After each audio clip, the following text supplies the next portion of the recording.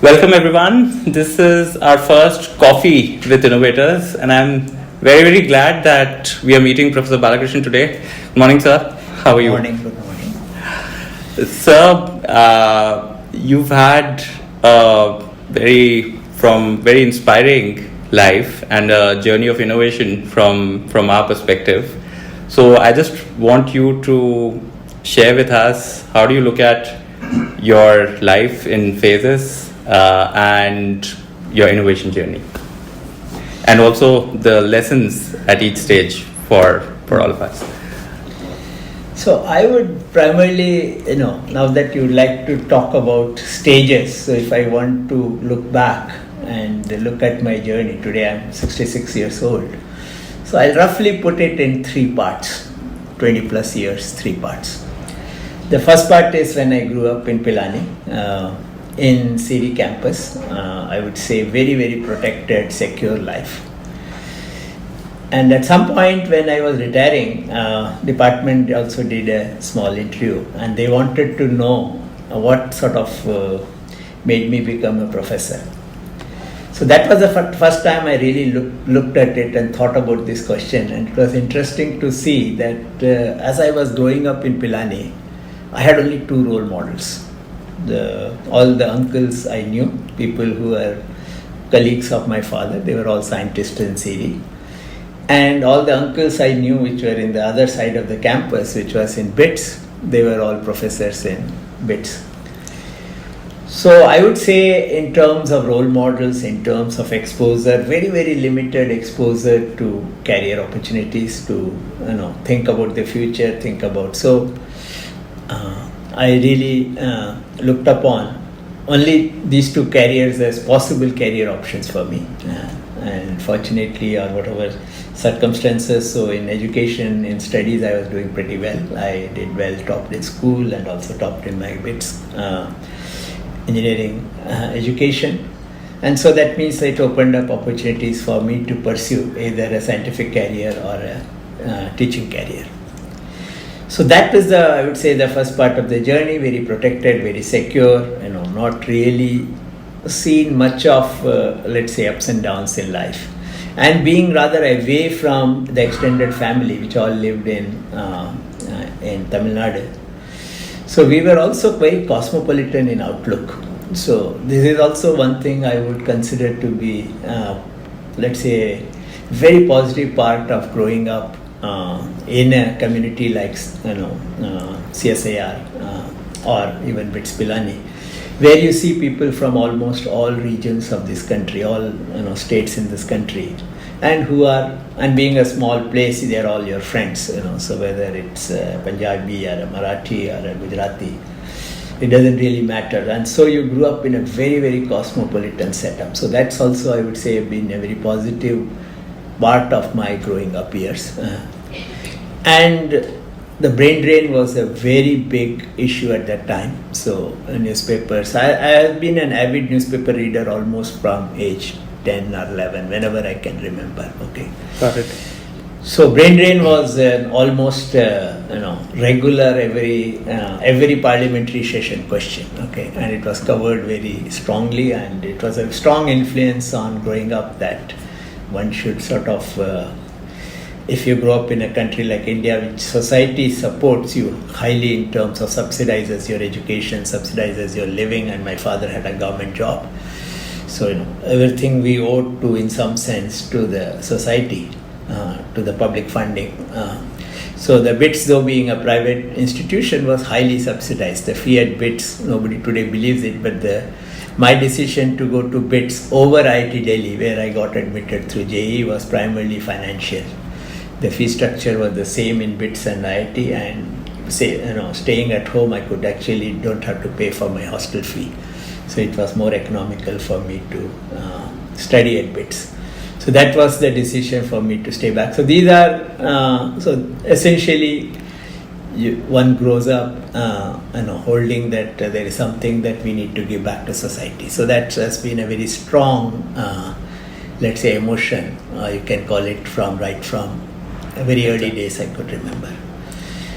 So this was my first part of my journey. The second part of my journey began when I was around 21 years old, just actually a little before I became 21, few months before I joined IIT Delhi.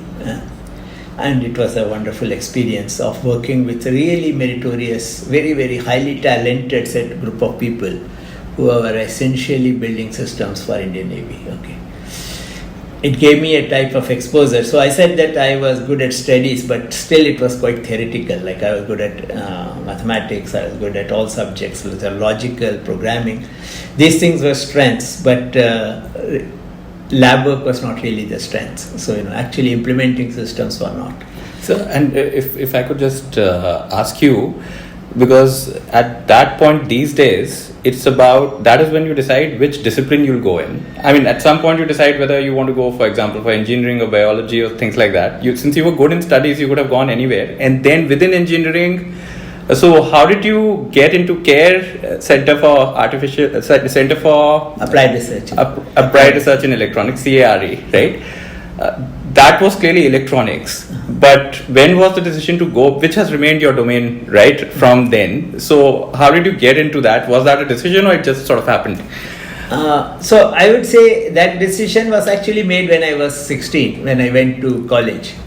And BITS had a very interesting type of a system. You were actually admitted, we were the first batch and we were also some sense the guinea pigs, that they were admitted into an unassigned system, and this refinement happened as you progressed. After first year, students branched out. Even you could end up, though you may have a science background in school, but you could end up in a degree in MA Economics or MA English. Even that was possible in that system, because they, of course, most of the students who were performing well wanted to do engineering. After second year, they made a decision whether you will go into science, that is after 4 semesters. Okay. And after 6 semesters, they made a decision whether you go into which branch of engineering. And it was a 5-year program, not a 4-year program. Okay. So then 4 years you completely specialized in, 4 semesters you completely specialized in your branch of engineering. The third year also we had a lot of subjects which were circuit theory and electronics oriented. So of course the electronics was the first preferred choice. And as I said, I grew up in an electronics lab, virtually surrounded by people who were working in electronics. And you have to also remember, 70s was the time when electronics was actually, please remember, microprocessors came in early 70s. Okay, and this was also the time when VLSI and everything was absolutely, people were looking at it as a game changer in the society. Right. Okay, there are lots of things happening. And although the transistor got invented in early 50s, but the strength of the transistor as a building block to make actually circuits were really got started exploiting in a major way only in the early 70s. Right. So sometimes when I talk out to the students, I would essentially say that I have seen the life of a processor. Okay, so starting from right from its beginning when a 4-bit processor came to what we have today in terms of performance and power consumption. So electronics. So I would say that limited exposure, maybe perhaps if I had desired to become a lawyer, if I had a better exposure living in a city or living in a more, it was cosmopolitan in terms of people, but it was not so, diversity in terms of the nature of careers that they were pursuing. So it was pretty restricted. So the CARE was absolutely is a place which I really enjoyed. So I learned something new, and I had wonderful mentors like Professor Anshul Kumar, who are my seniors, and it is actually today difficult to imagine a lab where there were 10 people and all of them were top 10 students from different IITs. Okay, this was the lab that I'm talking about. I never believed that this type of talented, high achievers, highly trained people have ever been in one lab in this country. Okay, maybe Stanford or MIT may be seeing them, but not this country. So then the question is, how did that happen? And I guess Professor Indiresan was the one who... So it's all, I will say that the credit goes to the vision as well as commitment of Professor Indiresan. Okay, so who built that lab? Okay, and just to sort of talk about I joined this lab not So I was not very clear what the role, what the lab would be, what would be my role, and little idea of what they actually do. Please remember, younger generation the internet, websites, all these things were unknown. Okay, so anything that was there is only printed stuff that you could get hold of, and I had no access to care material or anything like that. So it was only word of mouth. Somebody told it's a good lab. I applied. Lucky to get selected to that lab. Where they were primarily selecting only students who were top students in different IITs. But my academic performance and also my performance in the interview, I think, got me through. So just after graduation, I decided to come to CARE. But that was also a little bit of a coincidence, because I was looking forward to joining the MTech program in computer science at IIT Kanpur, which was the best rated program. And the fact is, I had decided not to go abroad for my higher education. This was the best alternative I wanted. So in between, when I came to know about this opportunity of being a scientist in CARE, I had applied for it, and I got selected. And when I got selected, even that time I found it was prestigious, because all the other candidates who were appearing, I was the only candidate who was not top 10 in one of the IITs. Okay, so some 24, 25 people appeared for that selections. So it will look to be a very elite set of groups which are going to be selected. And once I got selected, I still was not sure what would be the nature of the job, whether because there are very little idea what the senior research assistant in CARE mean. I joined the lab. Of course, the lab had wonderful people. There were all the 10 or 12 seniors I had in my group. They are all, extremely brilliant, very hardworking, very well trained. All of them were Delhi, Kharagpur graduates. So, but I still thought that let me spend 1.5 months to know what this is, because the interviews in IIT Kanpur only scheduled in late July. And I joined on 31st May 1977. So what really happened was, but the lab was, that atmosphere was so good that I never went to Kanpur. Okay, so I decided to stay back, and I learned a lot about digital design, about architecting solutions, starting from DSP algorithms. So though it was, I decided to do my PhD in computer engineering, so which essentially meant that within the group I became not a signal processing expert, but as an architect. Okay, my job was to translate algorithms into hardware. Okay. But interestingly, this job actually didn't end with designing systems. It was like industrial R&D. We had to take the designs and test it on the ship. Okay, and in one case, we need to also, I myself went and installed what we call as a deck landing mirror sight, which was basically a aid of a light beam for a pilot landing on INS Vikrant. Okay, a very stable light beam on which the pilot took the reference, stabilized against the pitching end of the ship, so that he sees a stable light and he can land on the aircraft carrier. So this particular equipment, I personally, along with, we had a naval officer who had also posted in the lab. We were great pals, and all of us worked very closely. So there were multiple aspects, learnings from this, which has actually later on helped in my life. Okay, one thing was it created a certain, you can say, ethos for me, or certain aspects in my professional career, where there was a lot more satisfaction when users, you do some research, you do some design, but finally users actually get to use it. Okay, so which is not typically a characteristic for an academician.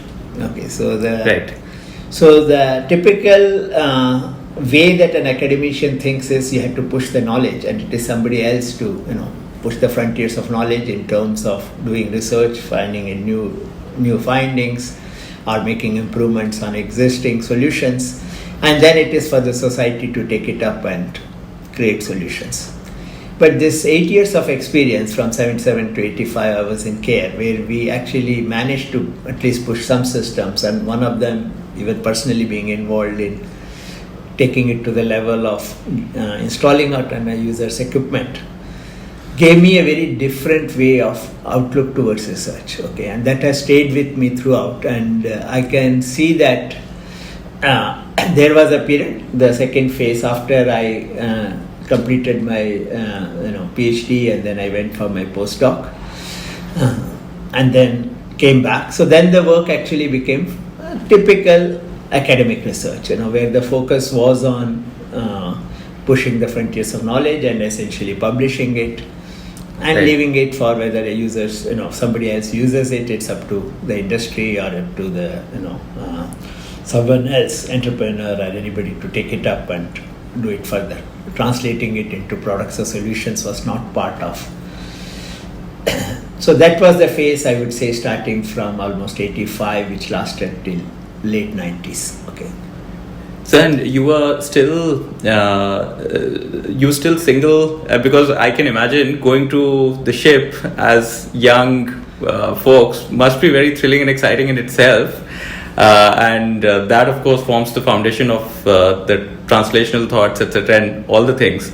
But when did you meet ma'am? Was it in this period or later on? And how was that? And also tell us about this, thing of electronics and computer science, because this was electronics happening, and CARE also from the name is electronics. But you mentioned computer engineering. You also mentioned IIT Kanpur program, which you did not mention, was computer science. So it was sort of coming up. So tell us those early days. So both these things. Yeah. So let me handle the personal part first. So meeting Malini was actually again in some time. So it was technically not many people do not believe it, but it was a fairly arranged marriage as arranged marriage could go. Okay, though she was also brought up in Pilani, she also studied. But please remember, Pilani, there are no co-ed schools. Okay, at that time. Okay, we studied in a different school and even in different campuses.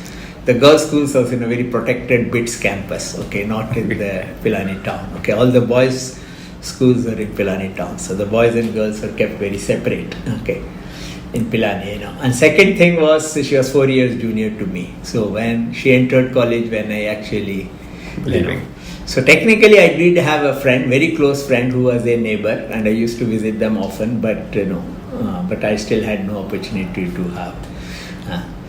So at some point in time when, both parents were wanting to, and Pilani being a small community of people from Tamil Nadu or from South India, of course, her parentage is mixed. Father is Kannadiga and mother is Tamil.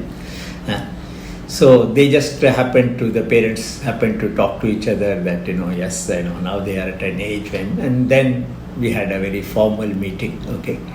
And everything clicked very sort of easily, primarily because of the fact that I wanted my spouse to be professionally qualified. Okay, so somebody who is also looking for their own career. And she was, she actually had a science talent which I did not get. Okay, so she obviously was very well professionally qualified and did her dual degree in chemistry and chemical engineering. And so which year did you meet her? Or so we met in 83. Okay. And that's the time we met in early part of 83, and by October 83 we were married. Okay. So she was still, so that was also showed a certain trait which was very positive for me. She was working in Jamshedpur after her graduation as a programmer there. In Jamshedpur, and she wanted to be an engineer, but at that time almost no company was ready to recruit an engineer. Okay, so engineering typically meant working night shifts and working in plants, and that was what the major role of a chemical engineer would be. Okay. So she very reluctantly became today many people will make that type of a jump much more naturally, but at that time she had really no option and became a programmer in telco in Jamshedpur, who are the ones who are willing to take women engineers. Got it. And when we got married, she was still working in telco, and then later on she. And you were pursuing your PhD here, right? In this. I had more or less I would say I was in the last stages of my PhD. Your PhD, okay, got so, it. By 84 I finished my PhD, so 83 is what we got married. But yes, I was still to write up and still to do perhaps my last chapter. Got it, sir. So so coming back to the other part that you said, you see, you had to see the context. There was no undergraduate computer science program in the country. Okay. Got it. Okay. And most of the people who are in computer science either had a background in electronics or in mathematics. Okay. Got it. So it was more like a research center, research topic, or something like that. Computer science, since there's no undergrad, then. So their master's programs have started in few institutions. IIT Kanpur was one of the first. Then BITS Pilani, ISC, these people started some master's program. But they were again very heavily dependent on faculty with electronics or maths background who were, so if you really look upon it, India took computer science very differently than some of the other countries. Okay, so in US many times it's part of the science faculty, and there are a lot more theoretical and mathematical computer scientists. But in India, strategically it was positioned as an engineering program rather than a science program. Okay. So that's why if you look upon it, all our IIT degrees are called computer science and engineering, right? Because of the fact that they wanted to use the talent that is. So for one thing, there were faculty in electrical engineering departments and mathematics who had computer science background in IITs. Okay, and they were not people who were either they did their PhD outside the country or or had looked at it. So there was this transition, and this is a global thing, except that here it was much more strongly entrenched in as an engineering discipline. Okay, because it was promoted by IITs initially. They were the ones who start, not the university system. So there was a very different way that. So the general thought being, let's keep it more applied. That's or it just it naturally. Just to get talent, I would say. It was very strategic decision just to get the right talent. Okay, so I don't think it was so thought of that it has to be kept only applied. But yes, being in an engineering and being a lot of people who came from electrical engineering. Of course, even in electrical engineering, you can see people who are working on fairly abstract areas of research. It's not necessary that. So this and my PhD thesis was on software development. When it basically involved design and writing software code, but it was all geared towards generating microcode, which is a very hardware oriented, which is part of the typically a firmware of a process so this one would call this compilers. So you were doing compilers, so it was, I would say, more like assemblers, okay, which we call as micro assemblers. Sure. But the difference is typically in a compiler, you write your code unaware of what the hardware structures are. Right. Okay, this is not you cannot completely write so your primitives have to match what your hardware structures is. Right. See, typically what happens is once you define a language syntax, then you generate libraries and support systems in software so that you can do the compilation. Okay, that compiler may use those libraries to be able to compile the code. But in this case, that intermediary is not there. It was still more like an RTL description, which could be compiled not into hardware, which is which is called used to be called silicon compilers at that time. But this is actually was generating microcode. So that way it was more like compiler and assembler mixed. Okay, but it took another input of the hardware description. Got it. It understood the machine, and then you can say retargetable compiler was the name that was used for these type of tools. Okay. Retargetable, as in you can target it to different hardware. Different hardware. You can define the hardware and you can target it to different hardware. And so the terminology at that time popular in the 80s was retargetable compiler. Got it, sir. But so that was my PhD work. But clearly, even today, I can be very frank about it. I am not so satisfied with my own PhD. Okay, so I spent all my time on my in my care lab, working building systems, and I think I was capable of much more, let's say, impactful PhD if I had spent more time on my PhD. Okay, but it was a part-time, truly a part-time PhD. So once so this was, of course, the very satisfying work, and I was hoping to just take leave from care, go abroad for getting some experience. But some administrative hassles at IIT denied me the leave, and I finally had to quit my job. So I had a regular job of a scientist in care, and if those circumstances had not happened, perhaps my life's trajectory would have been different. So I had to quit, and then when I went abroad, and then so it was become more and more, my research and my focus became more and more academic, like more aligned to where, so it was quite away from actual implementations or users or looking at how this could be, and trying to understand either work in new areas or work how can we push the frontiers of knowledge in a certain area. So that became the focus. And broadly, so the same retargetable compilers. So from there I went into what we call EDA, electronic design automation, and my focus was high-level synthesis. Okay. Primarily, this was the time when, to understand the global context, ASICs were coming in a big way. People projected that specialized hardware, so processors were very, very slow, okay, and they were not useful for most of the signal processing applications. Signal processing is one area which much later got into consumer space. It was very defense oriented, okay.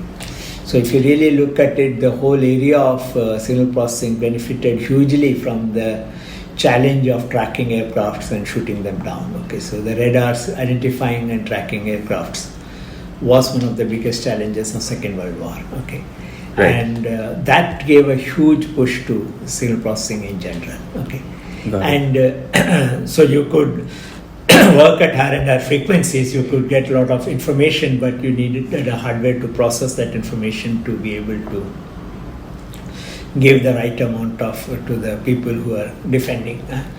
So this was actually one key area which pushed the technology, and there was a lot of effort towards building high-speed signal processors. Okay.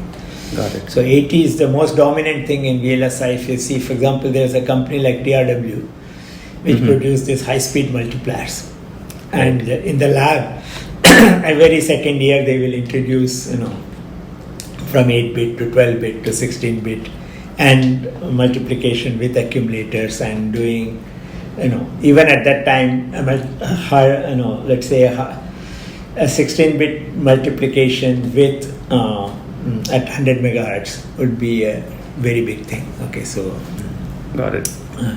And these devices were very sort of jazzy devices with heatsink and everything, big ones, bipolar devices. The device itself will consume anything like 10 watts or 12 watts of power, and we have to design the power supply to be able to supply this 2.5 ampere current to just one device. Okay, so these are the type of challenges in design that we had to look at. So, and this stint abroad was which locations when you moved out? No, so this is what I'm talking of. This type of design, physical design I was doing in care. Okay, got it. So when I went abroad, I went to a fairly small university called University of Guelph in Canada, where I did my postdoc. It was somebody known to my supervisor, Professor Bhatt, Professor Dilip Banerjee, who was my postdoc supervisor there. And then from after that 2 years there, I moved on to Syracuse, where I taught as a visiting assistant professor for a year. Okay, that was a very interesting experience. But later on, all these experiences I have somehow been able to, I would say that has been my strength, is being able to customize these experiences and adopt it in various programs that I started at IIT Delhi. Okay, this I would say has been something I have been able to achieve. For example, at Syracuse, ran a program specifically designed for IBM employees. Okay, and this program was financially a very big source of revenue for the EC department in Syracuse. It's a private university, and they always, have to bother about how to raise resources to be able to compete with the better institutions. And these programs essentially, to the extent that 3 of us faculty members would be flown to Poughkeepsie by a chartered flight every Thursday, and we'll go and teach there for 3 hours and come back. Okay, and the IBM is paying for the whatever the sponsored students' fees were there at that time. And from IBM perspective, it was retention of the employees because they are doing their masters and they will stay for longer time. They will also get better trained and be more productive.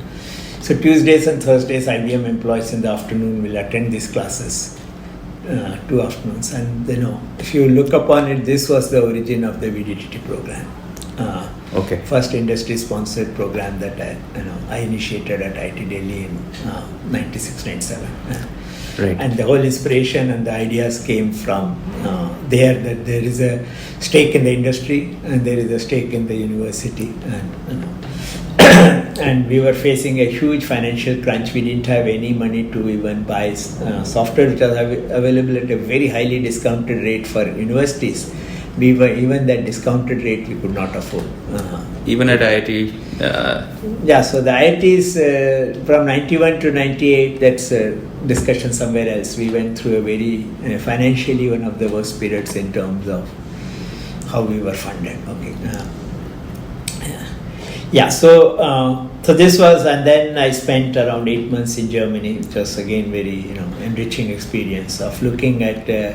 So we are a lot more exposed to US traditionally because we have a lot of faculty are trained in US, and we have people, a lot of travel and a lot of information also you keep on getting about US.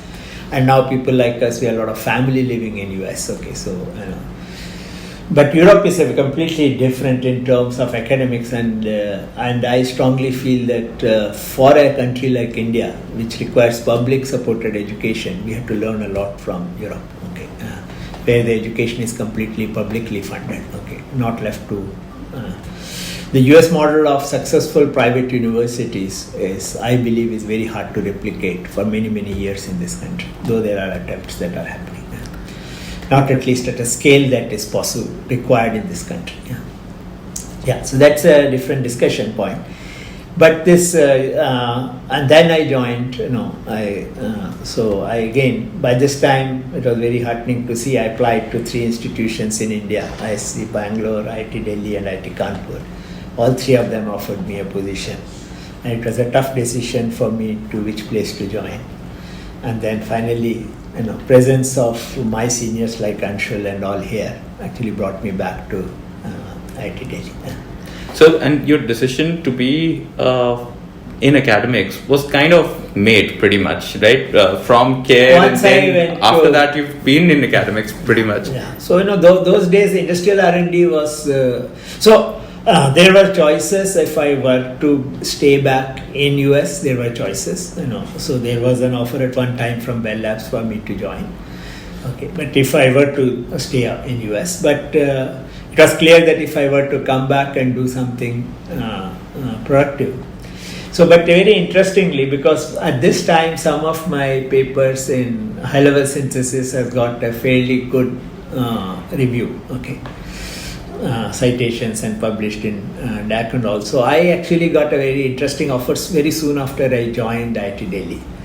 Cadence were taking over Gateway Design, which was one of the earlier companies, and wanting to build a high-level synthesis group in India. Okay, and they offered me to lead that group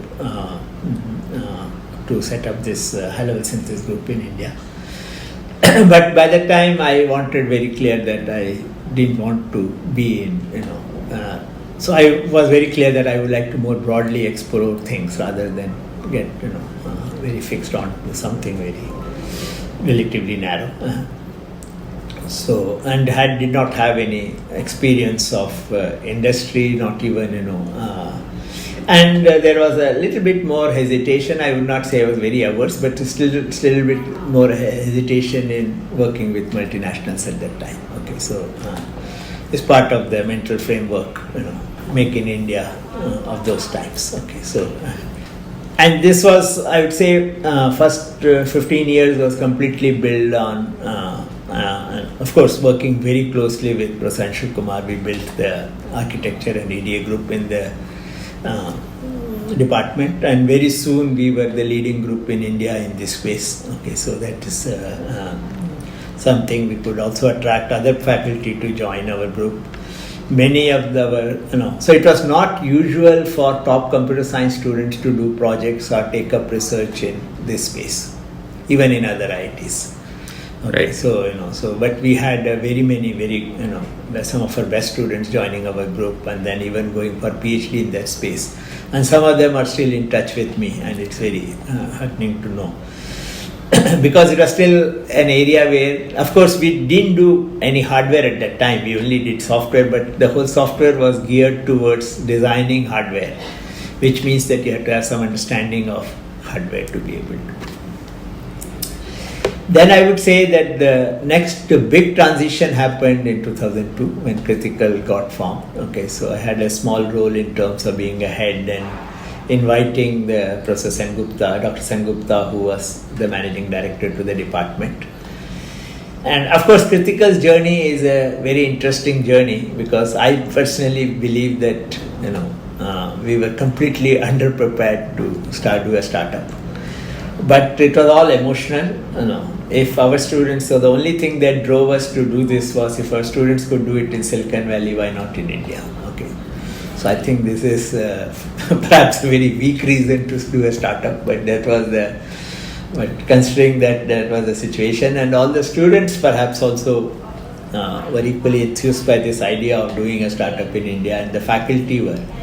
And with 12 of us forming a company, and even this slow decision making, lot of issues about objectives, lot of issues about what projects to pursue, what not to pursue. So I think there are a lot of, and we really didn't have a very strong product idea or even an understanding of the market. And so there are a lot of things which were clearly, I would never give this as a case study of, how to do a startup. We can do a case study of how not to do a startup. What are the things you should not do, when you want to. You made all the mistakes, right? Initially. So we made a lot of mistakes. We learned from those mistakes, and But on this, perhaps I can share, because I was 22 years old at that point, graduating from dual degree computer science here, which was the first dual degree batch. Professor Balakrishnan and Professor Anshul Kumar and other co-founding professors of Critical had taught me and other students who were the student founders of Critical. And so I remember at that time you were the HOD, and you sent this mail, I think few months before we were graduating out. So before that, the idea, of course, for us was like take up a job or go for higher studies. In my case, I was applying for a PhD, etc. And your mail, I don't know if you remember, but it had something very like challenge and adventure sort of thought built into it. This mail was just to attend a talk by Dr. Sengupta in FITT, which would be about how can you do a startup, how can you open a company. So there are many talks which generally keep on happening. This was mostly they would be technical talks on some tech topic. This was a very different one, but it came from you, and therefore it probably went to the entire department, to faculty members as well. And then some of us, of course, landed up. So, I would say that was the first event I can link to Critical.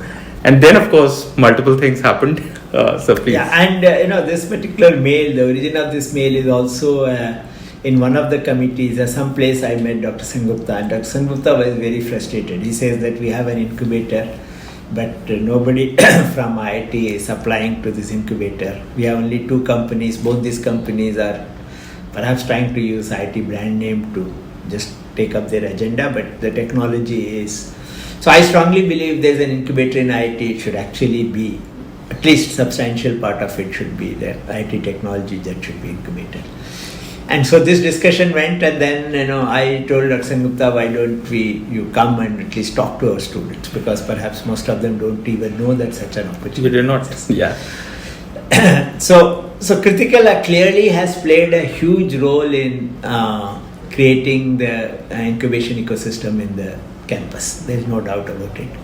Okay, so whatever mistakes we made, or whatever, let's say, limitations we had in terms of doing a successful startup, those are part. But the fact that yes, some young people took that risk, and decided to, I'm sure they all had very lucrative alternative careers, traditional careers with a dual degree in computer science. So they decided to venture into this. Itself was a very big, let's say, a role model for a very large number of students in CS and even outside CS. Okay, so and I should also add that it was not just about encouraging students like us to create a startup and take advantage of the incubator, meet Dr. Sengupta, etc.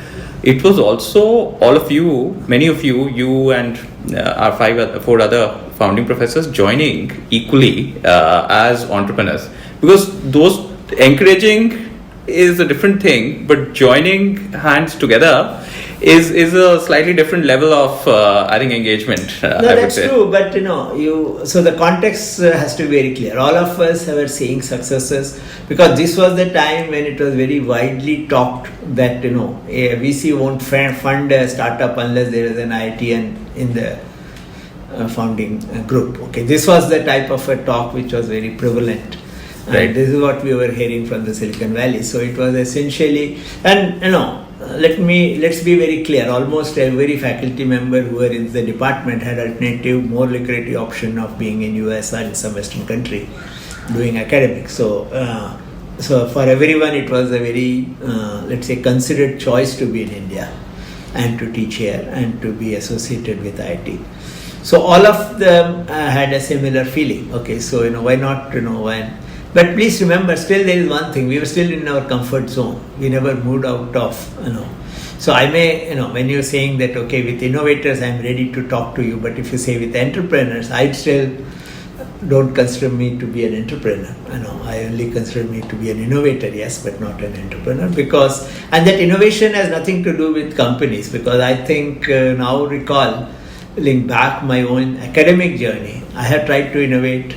Like many of us, I know I'm not the only one, but many of us, we do a lot of innovations in academics itself. Okay, so for example, to me, it's very satisfying to see that VLSI design program that we started as a first master's program where academia and industry could work together got emulated across the country with various adaptations. Okay, so you will see some social media posts on these things from me over a period of time. So this second part of it is, I would say, starting in early 2000, and Critical was clearly a very key part of it. And even after I finished my headship, I even spent substantial time at Critical, trying to build the company, working with all the founders. And it has been a huge learning experience, both on what works and what doesn't work, because that's also very important to know. And as I said, sir, and if we sort of connect the dots in terms of the care aspect, so you mentioned that the applied side of it, how is it really helping the society? How is some knowledge getting translated into real working stuff, which you can see it can happen through the publishing route also if somebody picks up, but here you are directly involved. I think that was even in Critical, these are different routes through which I guess you were trying to create similar impact, right? And even VDDT is like industry engagement. Everywhere there is, how does knowledge travel out and get something real? Would you say that that's sort of VDTT, the driving? I won't put it in that category. The VDTT was more, I would say it was yes, industry interaction was important. We also wanted to learn from industry and all R&D. But I think it was more about, first of all, financial resources for doing research also. because as I said, or even doing education, because it was very clear that giving a VLSI education without students actually using the tools, they're not going to be any better off than anybody else going to any other institution. So that differentiator was required in terms of access, and there was a financial constraint. So that was clearly made us what we say, avashakta avishkar ki janani hai. So that is was part of that story, and my Syracuse experience and so on and so forth helped me to think differently. But the connect with the products were pretty low. So it was not like what we were doing. It was still the focus. Especially we worked very closely with Philips Research. I coordinated that program, and I coordinated even though I may not be formally coordinator, I was still coordinating with Philips Research for many years. And most of the students just ended up publishing. Actually, that program gave us some very good PhD students. Okay, so it was very interesting, sort of something that one did not expect from an industry academia program. Actually, anything like this which attracts the most talented student, they can actually do many things. So some of the students spent 6 months at Eindhoven in Netherlands doing research with Philips, and realized that we can do similar quality work in India, and they came back and registered for PhD, and these are some of my best PhD students.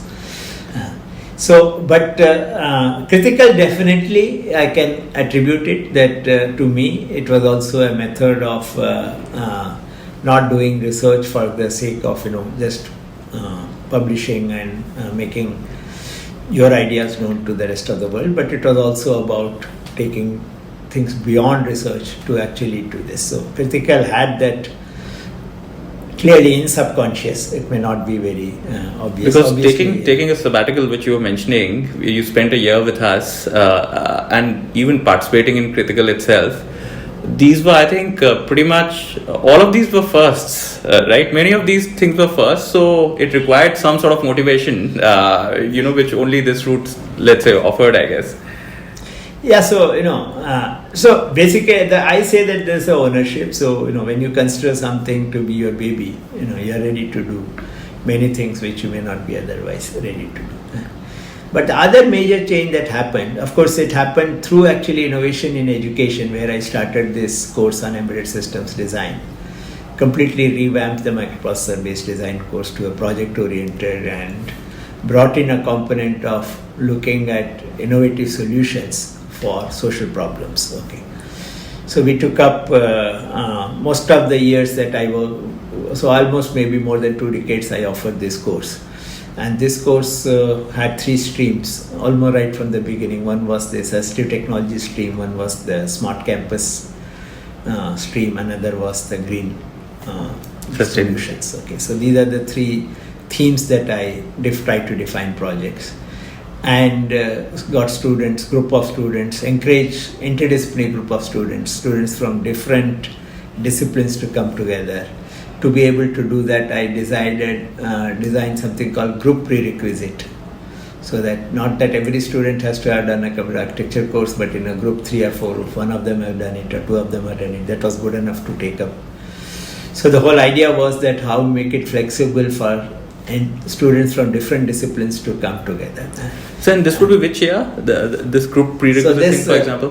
Group prerequisite, I could sort of strongly enforce it by early 2000, maybe 2001, 2002, or So basically, this course. So this is what I would say, that whenever I have traveled. So I spent a sabbatical in 94-95 in Germany, in Dortmund, as a visiting professor, and there I saw this project groups working very well. Okay.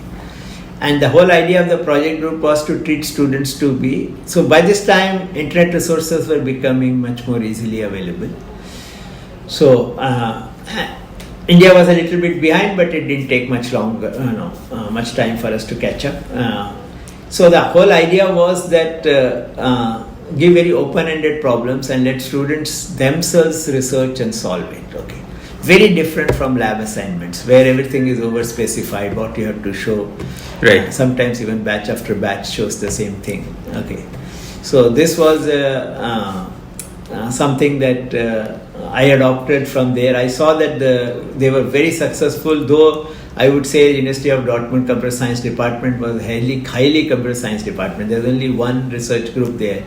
That means one professor there who was actually doing architecture and any type of VLSI work. Okay, but still the work that they produced was excellent. Of course, they used to have 10 students in a project group, and primarily assisted by the teaching assistants and the research assistants that the professor had. I was part of the assessment committee for that and was really impressed by the type of work they could generate.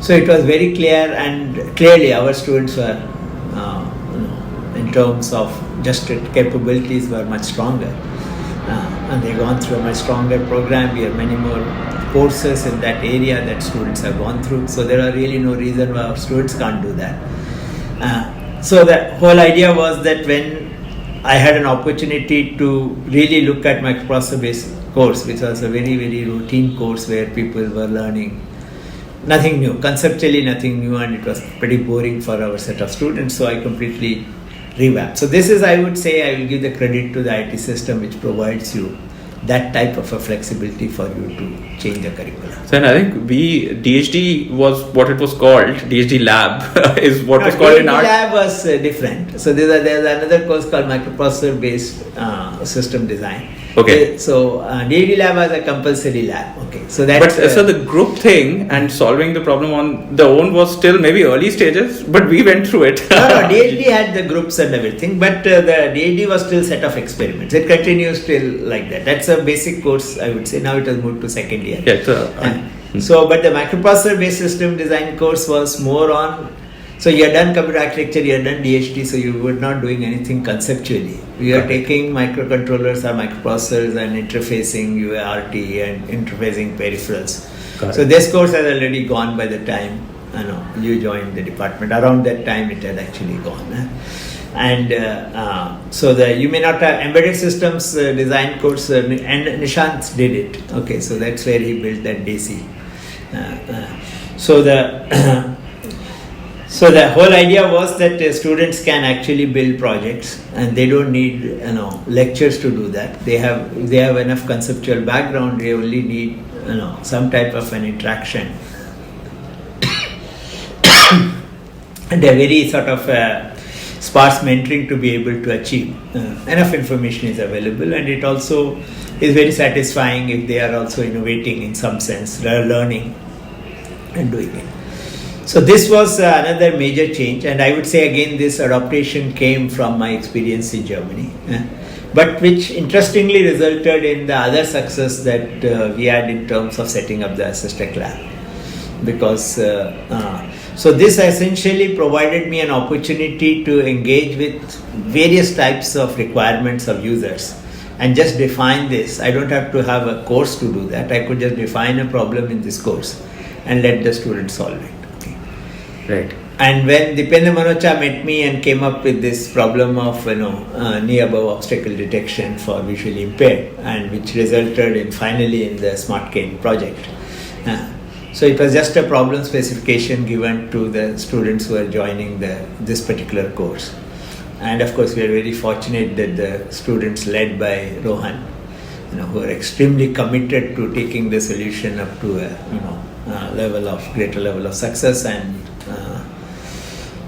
they could build upon it, and they could, But the course stayed, and we have done, I would say 40, 50 very interesting projects as part of the course. Of course, hundreds of projects have been done, and so you can see two different ideas. But this was also the time when, with this Assistec thing, the other issue of going to the user, which was always some type of an unfilled ambition, so something dream, which sort of got nurtured during my care days. I could bring it back in terms of taking it to the end user. Okay, and that's how the persistence, I would say, beyond whatever students could do in this. The group of students on Smart Cane worked through there. They were dual degree students, worked for 3 years on the project, made many prototypes. And we got good user feedback, but I would say that the differentiator was I didn't give up after that. I kept on looking for funding for 3 years, and were lucky enough to get the Wellcome Trust interested in that project, and so we could actually do the translational part and do that. Okay, so it brought in multiple things in this, and as part of this course, you can say, so something else I did, which was not really related to, which was, I would say, part of the Institute Academic Administration, where I initiated this called Open House. And the inspiration for Open House, of course, I knew Open House when I was a child in CSE. So CSE used to organize Open House. Okay. And some of my colleagues who had graduated from ISC Bangalore, they used to talk very highly of Open House in ISC Bangalore, where school students were brought in just to be interested in science. Okay. Right. These two were somewhere, and then on one Ram Leela day, when this effigies of Ravan and were being burnt in the campus, and thousands of villagers were there all over from this, and that was a trigger point for the Open House.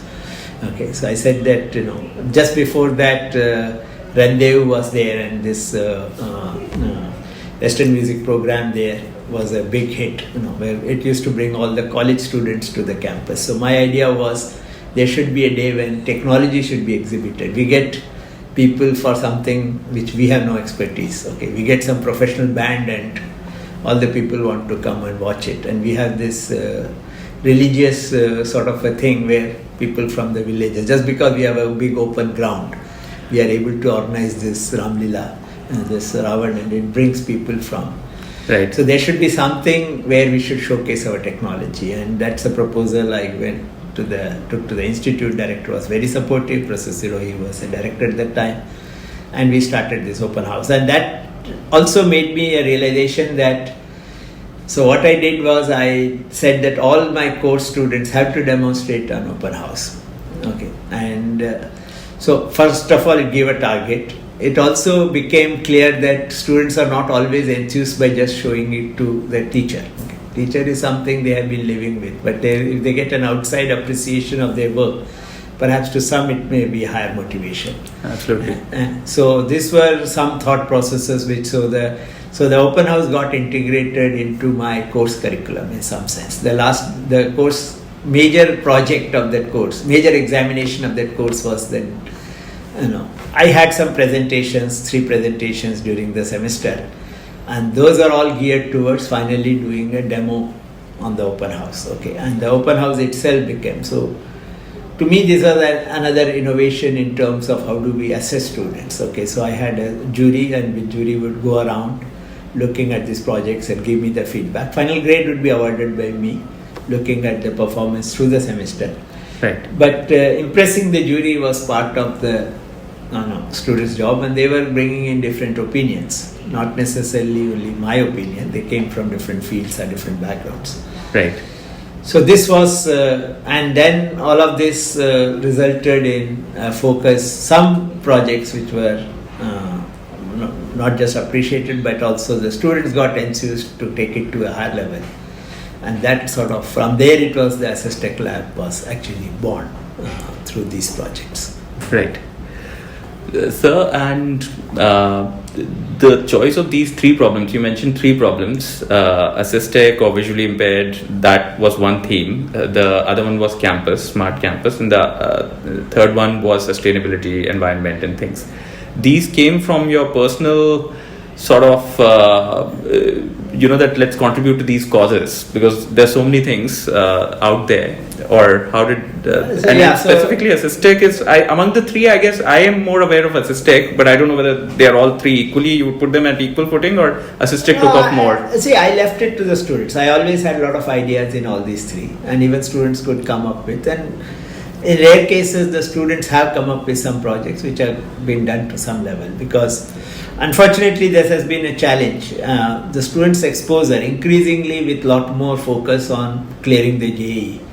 Their all-round social exposure is rather unfortunately limited. So in terms of trying to create creative solutions for the society, so this has been a constraint that though it was open that you could sort of tell me a problem, or you can sort of pose a problem using the technology and so on.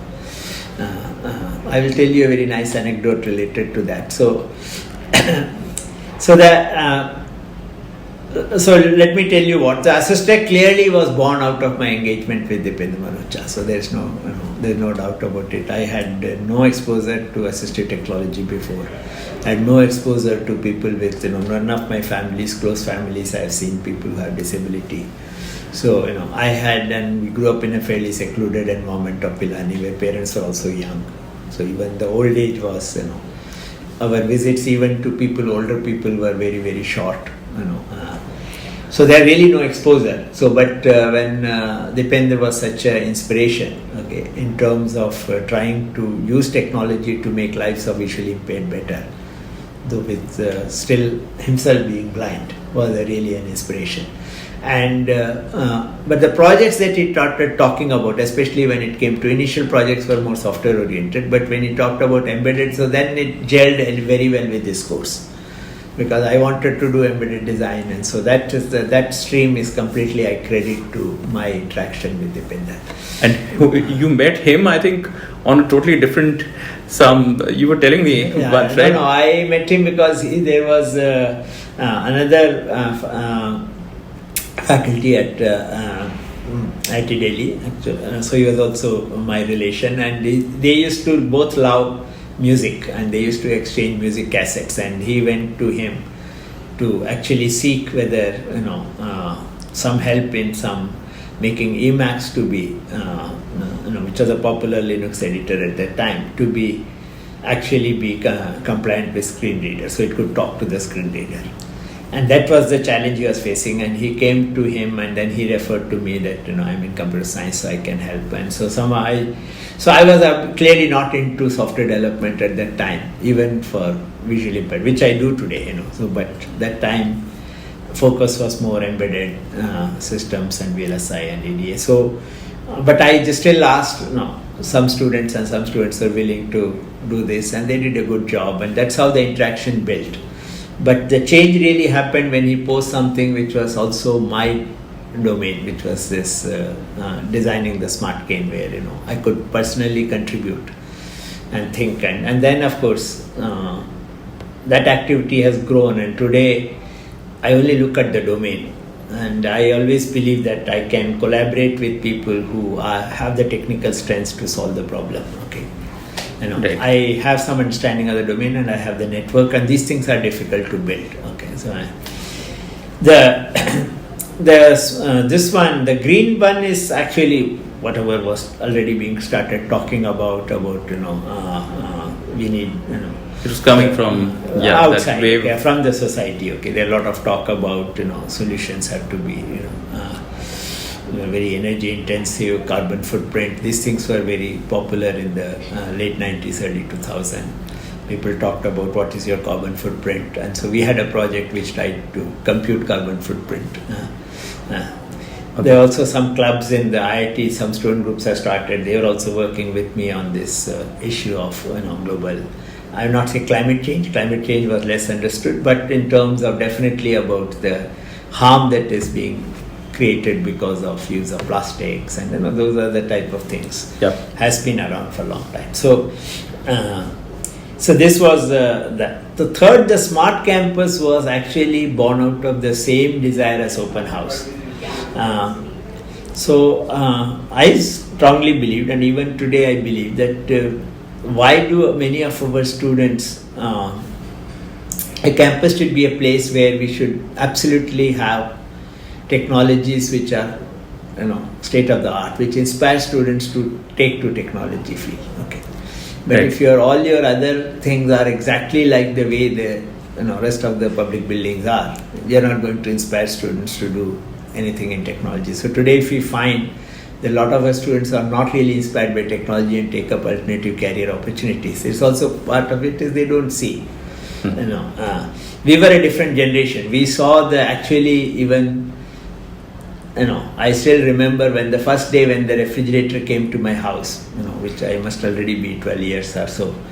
I was very interested in seeing how does it cool, But today a child is born with smartphone. Okay, so first thing is his smartphone. Okay, so how is he going to be enthused by things which are not so obvious. So that's inspiration is required. So that was the Smart Campus was essentially driven by the motivation to have some demonstrable pieces which are developed by our students, which is a differentiator. When somebody comes to the campus, we say, oh, this can actually happen. Okay, so so that was, and so we did many things which today has become commonplace. We, for example, built Uber-like service for rickshaws. Okay, and which we actually piloted it in the campus and demonstrated and so on, much before Ola and Uber became common thing. So these are the whole ideas was that can you sort of implement this. So these were the three threads or streams or themes that we followed, and till the time I was offering this course in school, and did manage to attract students from almost all disciplines. In CS and electrical dominated, but there were students from mechanical, from chemical, textile, mathematics and computing. Sir, and if we look at all of these initiatives, and I know you also have one of your interests and passions currently is higher education system in the country or in general, and I guess many of these experiences is what you would be part of what your thoughts are. But please do share about that part of your... Yeah, so after I was, so the headship was the first administrative position. Typically for most professors, that's how it is. So at the end of this, at some point in time, the way the system works in IITs is directors are pretty much quite open to select their deans. Okay, so the directors have their own preferences of what is the characteristic they are looking for a dean. And when Professor Prasad became the director, so he sort of knew me from at least 20 years before that. Okay, from the time I joined from 77, and especially after Professor Indiresan left for IIT Madras, I was directly working under him for many years, 5-6 years, and then we were interacting. So Professor Prasad actually called me to ask me to join as a dean postgraduate studies, and gave me a very challenging task. He wanted me to double the number of PhD students in my 3 years as a dean. Okay, yeah. That was the time when there was a very clear direction that IITs have to graduate out of an image of being a very good undergraduate institution. We had to be globally competitive. We had to be more. And this was also the time, please remember, very large number of undergraduates were migrating out. Okay.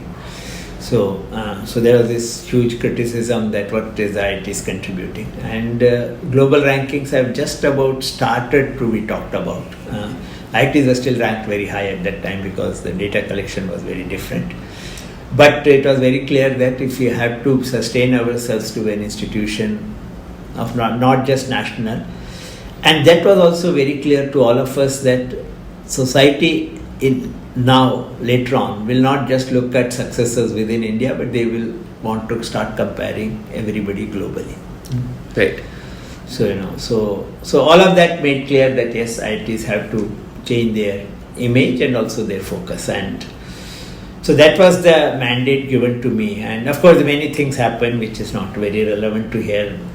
Many obstructions came in that path because of the policies that happened. But this was also the first time I really got engaged seriously with higher education. And I genuinely felt that there were many policies and many things which I can contribute towards.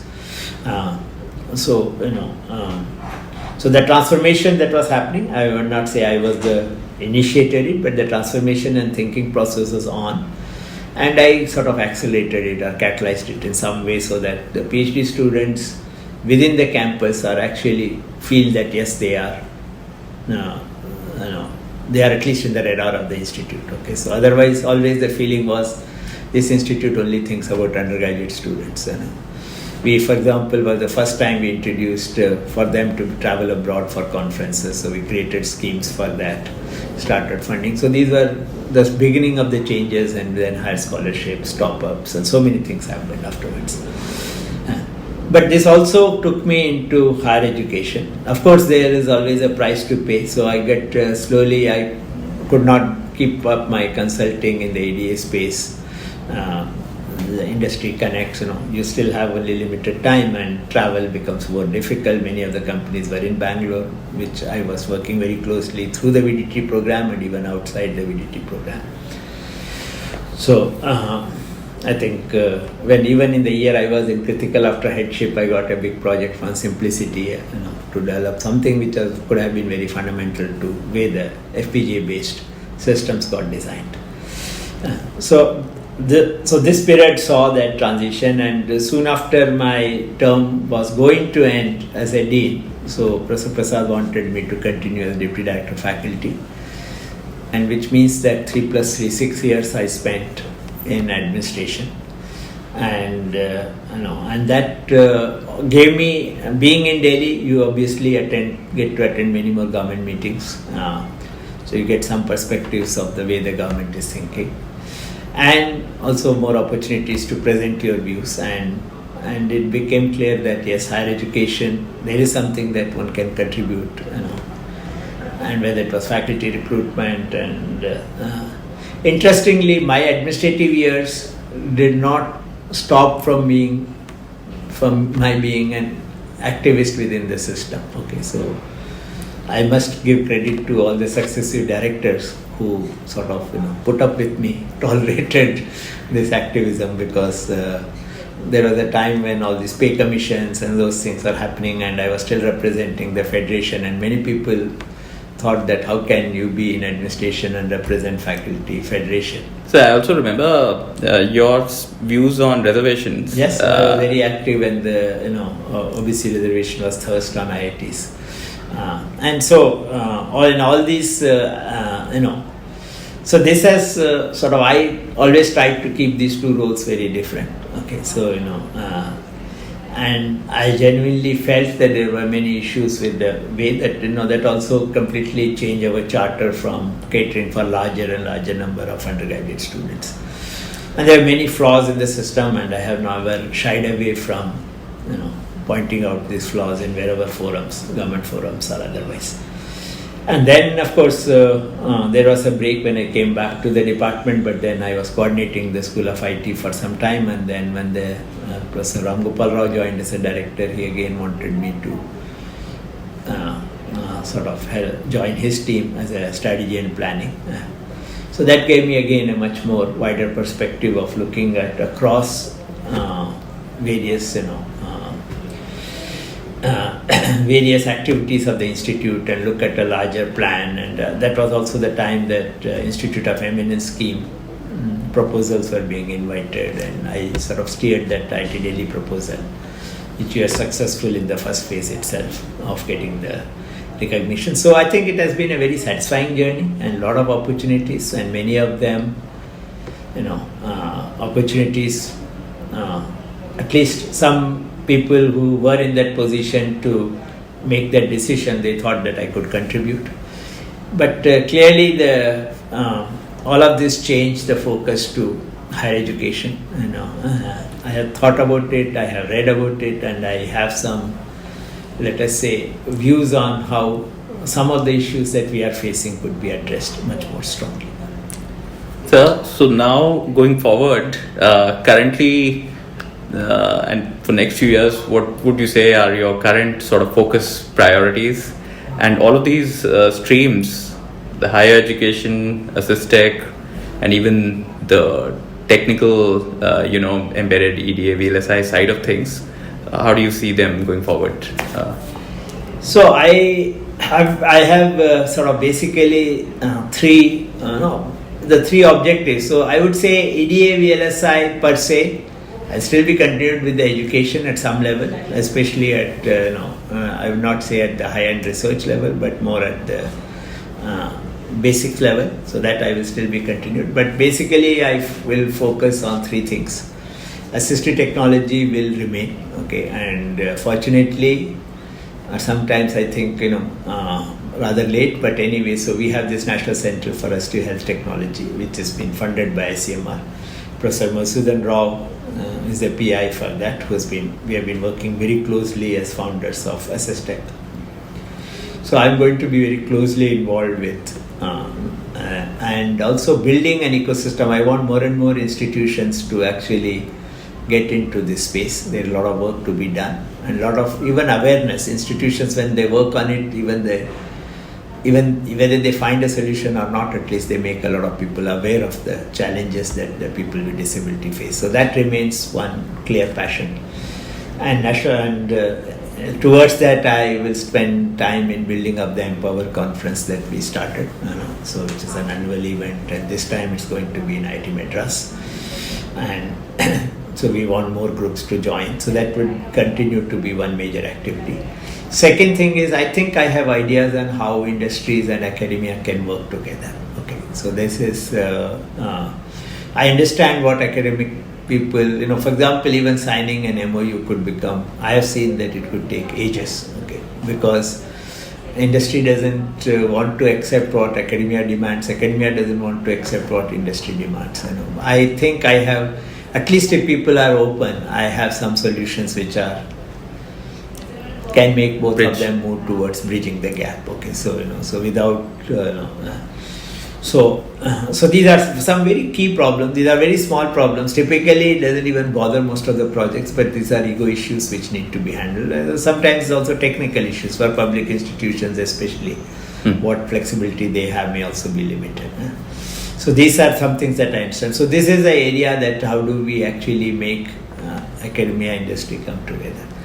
Third thing is on the education side. So so I will continue to be involved with. I have some of my own experiments in mind. If I am able to get people who want to actually implement on those experiments, I would like to work with them, mentor them, and do that. So when you say experiments, these would be about setting up institutions or some... Setting up, I would say not institutions is a bigger thing, but yeah, setting up organizations or companies or startups in that space which can... In the higher education. In the higher education space, which actually addresses, in my view, takes care of many of the development that had happened, remote learning. They need to, educate our goals of using the graduate enrollment ratio to pushing it to the levels that we want to push it. Okay, so the number of students who are in the college. Okay, so these are many issues that are related to that, and there are some ideas in that space, so I would like to pursue them. But those are not something I think I can drive it directly, but I would like to work with people who are ready to both invest as well as to put their time. And of course, with institutions, I already get connected to Plaksha, so which I think is an interesting experiment. So on more or less on the Ashoka model of multiple founders through philanthropy, trying to create a quality higher education. So I'm helping them in various ways. Strategy as also engaging with the students there and so on. So these are all the three: education, assistive technology, as well as academia industry collaboration. So these are areas I think I have some experience and I have something to show in terms of and I like to. So for any of these, if someone wants to contact you, what's the best way of doing that? And who are the type of people you want to engage in these three? No, I am ready to engage with any, so at least at the preliminary level, of course, so one thing I am very certain, I started working when I was not even 21. Okay, so I think I have worked full-time, more than full-time for 45 years. Okay, so I still want some time for myself. So that's I'm very clear. But of course, whether finally it will happen or not, I will know, because I still have so many interests. So people, my IIT Delhi email, fortunately they say that they are given me for life. I am also still continue to be Honorary Professor at IIT Delhi. So they can always write to me on my email. I am also active, not very active, but I have a presence on LinkedIn and Facebook. And I hope to be more active on these with capturing my thoughts and whatever my experiences and sharing those for which people can, if they can, have to use it in any manner. So they can contact me through that, but I would say that the email is the best way. Got it, sir. Sir, and lastly, your top inputs or advice for because there's so many people who would want to, for example, get into IIT, become a researcher or a professor, do the kinds of things you achieved, or even the industry part of it, or assist tech, those who want to contribute to all of these different things that you did, what would be your advice, including to budding entrepreneurs? See, the basic thing what I have learnt is persistence is something which is a quality which you need if you want to have. Very few people have everything lined up when they start anything. Okay, whether it's an enterprise, it's not like you have to struggle for funding, you struggle for building the right team, and there are ups and downs. Okay, so I think the most important thing I would say is you need to be persistent to be able to do that. I would say in my case things were easier. Okay. Because I was myself not an entrepreneur. Okay, so let's say I was very persistent with, let's say success in SmartCane came because I was persistent. I didn't give up. Okay, but then I could afford to be persistent. I had a very comfortable government job. Okay, so it was not like, though I kept on sort of, remembering it, pitching it to people, writing to various ministries, wherever the option came. Unfortunately, Welcome Trust came and we were successful. But if you are in a full time, if you are in something like that and you want to raise funding, this could be much more challenging because you don't really have that comfort zone that we were. So I personally think that persistence is very much required in any of these areas. And if you could create an ecosystem where you could still be comfortable, that will help you. Okay, so how do you do that? May not always be an easy job. Okay. Or work with, second thing I would suggest is, network and collaboration is very essential. Of course, our students are extremely good at that, so there's not something that, but those people who are outside our system of IITs and so on and so forth, they may have an issue of building networks because, one of the things that, and this is globally true, one of the things that best top institutions in any part of the world, they actually create automatic networks which helps them. Okay, so of course the institutional recognition helps them in opening doors which may not otherwise get opened, but also the networks helps them to come up. Okay, so this is again a very important thing. So the one thing that people who are in the ST technology, especially in the visually impaired domain, so one of the first entrepreneurial venture, I must say, but still again it is run by people who have put their life, the non-profit that we have created, Raceline Foundation. But we also are wanting to use it as a platform for people, anybody who want to translate their work into field.